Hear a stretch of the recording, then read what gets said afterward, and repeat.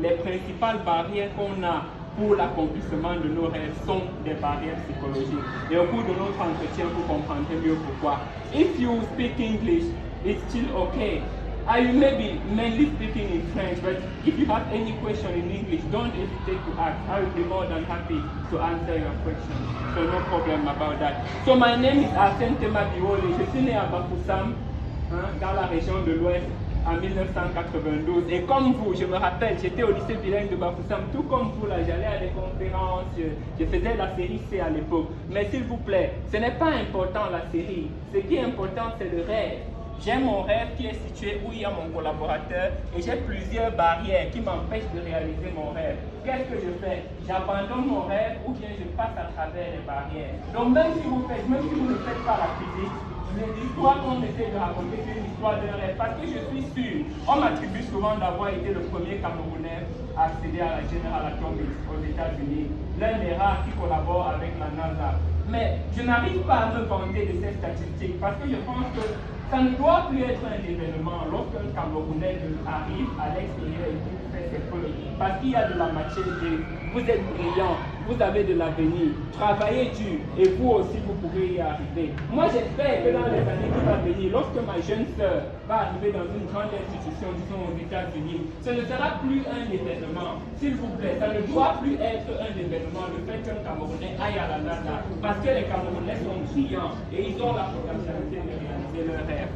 Donc je suis Arsène Tema Biolé, je suis physicien de formation. C'est pour ça que votre profil a parlé de physique. Parce que moi j'ai fait dans la physique. La grande campagne que j'ai commencée au Cameroun, et c'est pour ça que j'ai demandé la crème, c'est une campagne de démystification.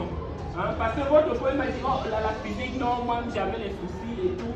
Et moi je suis très étonné parce que on va faire un truc qui est simple.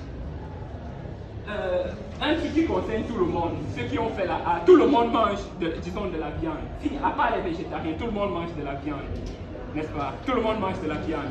Ok, si je vous pose une question, ça ce n'est pas la A ou la C. Je vous demande, si j'ai une poêle et j'ai un four à micro-ondes, et je vous demande de chauffer un morceau de viande pour votre proviseur, par exemple, pour votre principal.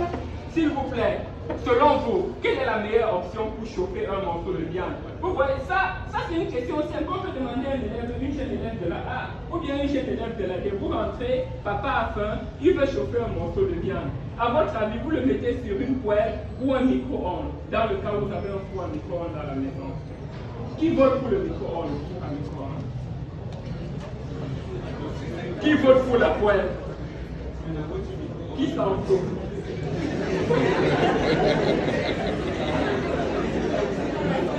Vous voyez, c'est très facile. Qui connaît comment fonctionne un four à micro-ondes, s'il vous plaît? Un four, on en parle beaucoup dernièrement. Un four à micro-ondes, je vais chauffer une viande. Qui sait comment fonctionne un four à micro-ondes? Parce que ça, c'est très important. Un enfant qui a fait la physique devrait dire, papa, honnêtement, entre la poêle et le four, selon ce que moi j'ai étudié, selon ma physique, je crois qu'une méthode est plus efficace pour chauffer la viande. Qui sait comment fonctionne un four à micro-ondes? Celui qui trouve, on rentre à la NASA ensemble.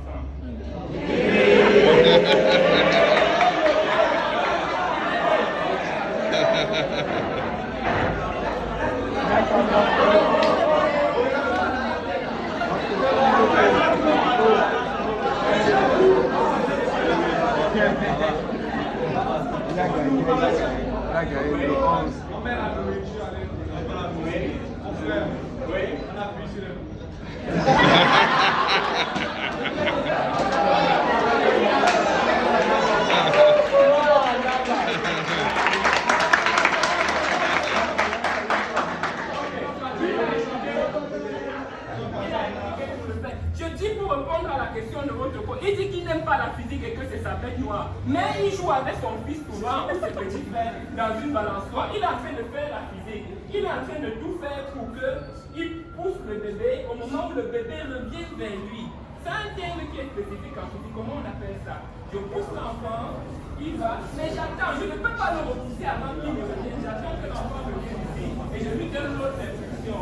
L'enfant va, il revient, je lui donne une autre instruction. Nous tous nous le faisons tout le temps. Comment est-ce qu'on l'a fait? Pourquoi je ne pousse pas l'enfant lorsque l'enfant est au milieu? J'attends que l'enfant monte. Il arrive au maximum, je lui donne de l'impulsion. Il va, il revient, je lui donne donne de l'impulsion.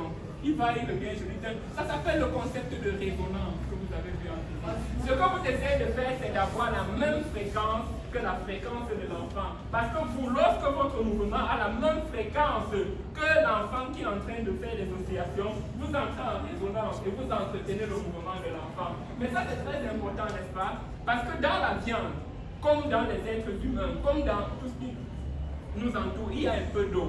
Et les molécules d'eau, ceux qui sont très bons en chimie parmi nous, savent que les molécules d'eau sont constamment en train d'osciller, ils sont en train de danser, ils ont probablement organisé une fête, ils sont très contents, ils bougent. Ces petits mouvements s'appellent des oscillations.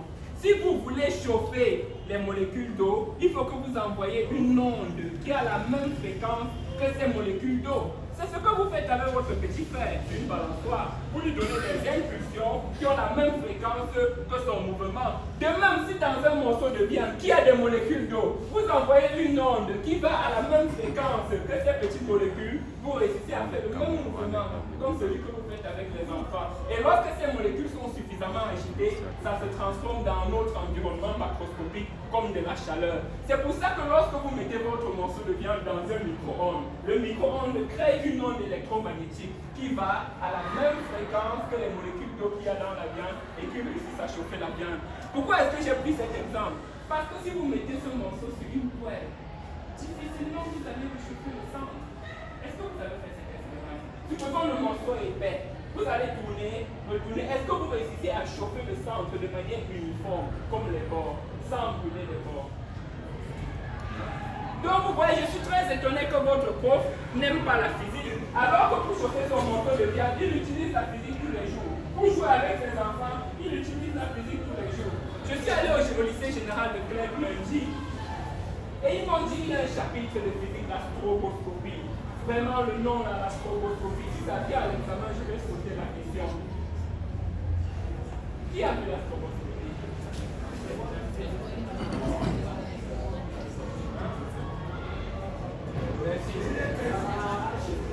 Qui a vu la stroboscopie? Croyez-moi, vous tous, vous avez déjà vu la stroboscopie. Il fait très chaud à Yaoundé en ce moment, n'est-ce pas?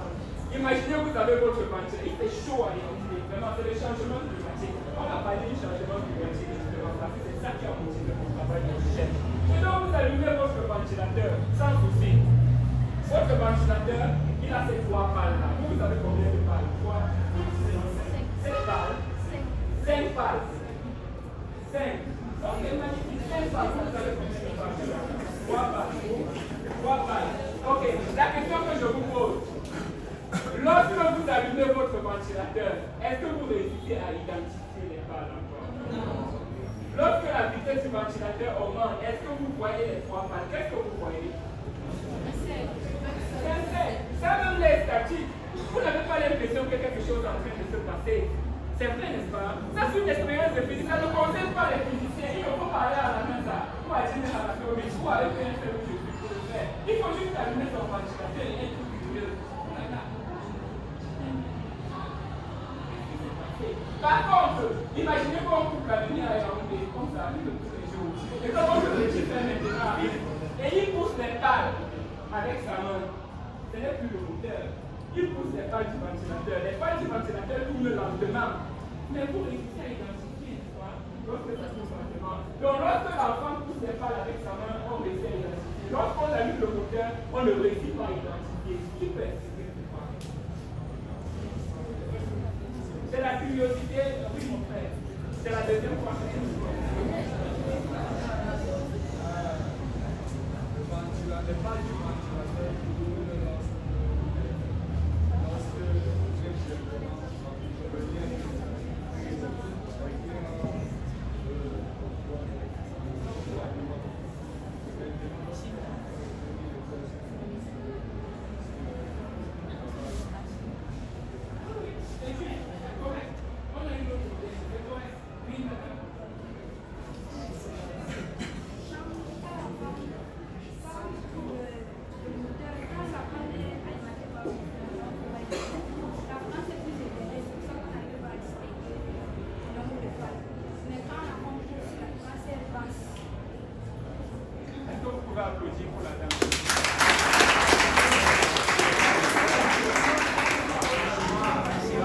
Elle a dit, lorsque c'est l'enfant qui pousse, il n'arrive pas à donner une grande fréquence. Ça veut dire que notre œil réussit encore à distinguer parce que le mouvement n'est pas très rapide. Lorsque c'est le moteur, le mouvement est tellement rapide que notre œil ne réussit plus à distinguer. Ça, ce sont des choses que vous voyez tous les jours à la maison lorsque il fait chaud. Ce sont des applications de la stroboscopie que vous voyez. Ne mystifions pas la physique. La physique sert seulement à améliorer nos conditions de vie, à comprendre le monde qui nous entoure, à comprendre ce qui se passe à la maison, à aider papa lorsqu'il veut son morceau de viande chaud et il ne sait pas s'il doit utiliser une poêle ou un micro-ondes. La physique n'est pas hors de vous. La physique est en nous. La physique est dans la vie de tous les jours. Et moi, je crois fermement qu'avec une bonne orientation, si vous n'abandonnez pas vos rêves, vous pouvez effectivement réaliser de grandes choses dans la vie. Maintenant, je vais juste changer, je vais raconter un peu mon histoire. Parce que le fait qu'on ait mélangé toutes les salles, toutes les séries, ça fait qu'un échange d'expérience est plus intéressant. Si on était juste avec l'essai, on allait aller et on allait discuter de ces différents concepts de la physique que vous voyez qui ont changé ma vie. Lorsque j'étais sur les bancs comme vous, je suis tombé amoureux de la physique.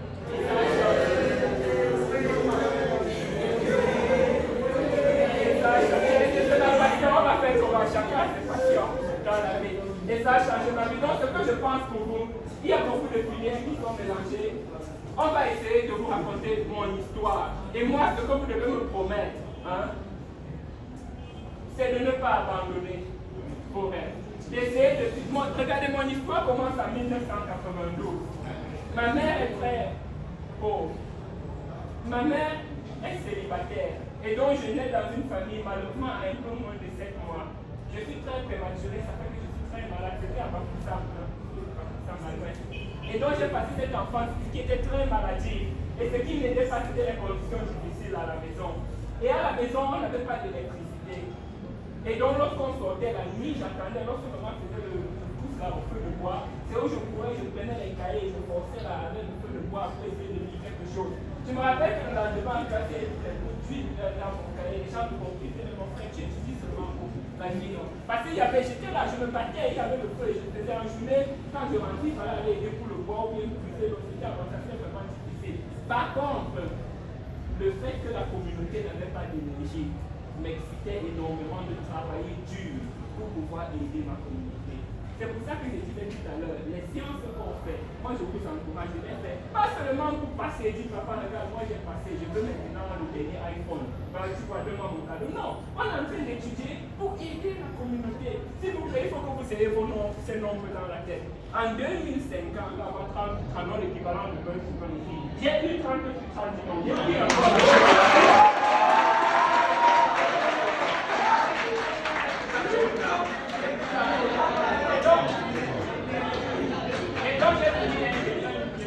Et c'est là que ma vie a basculé. Parce que vous vous rappelez, mon rêve au départ était d'aider ma communauté, d'aider la matin qui n'a pas d'énergie à la maison, d'aider les voisins qui pour voir le match, on devait marcher, aller chez un autre dans le bord de la ville pour voir. Je voulais aider ma communauté, mais ce qui a changé en Italie, je me suis rendu compte que ce n'est plus ma communauté que je veux aider, c'est l'humanité entière. Parce que j'ai commencé à comprendre que l'humanité est en train d'aller dans une direction où nous physiciens, ou même pour ceux qui font notre filet, il n'y a pas de problème. On doit aider l'humanité. Et ça, c'est important. Donc, je suis prêt de travailler pour ma communauté, d'être motivé à travailler pour l'humanité entière. Avec ce fameux projet que vous connaissez, mon projet que j'ai de construire le soleil sur la terre. Les Américains ont vu ça, ils l'ont adoré. Ils ont dit, mon petit, vraiment, c'est bon. Viens chez nous avec une bourse. Ils m'ont invité à la General Atomic. Je suis arrivé tranquille, j'avais mes chacarons, tout tranquillement. J'arrive à la General, ils me demandent, allez, envoyez-moi votre passeport. Ils m'ont envoyé, ils m'ont dit, non, ils sont bien contents. Ils disent, mais Cameroun, il y a. C'était la première fois de l'histoire que cette génération nous invitait un Camerounais. Et donc, moi, qu'est-ce que j'ai dit? Ce n'est pas un accomplissement d'être le premier Camerounais. Par contre, je me suis dit, ok, premier Camerounais, vous allez voir alors comment les Camerounais font ici.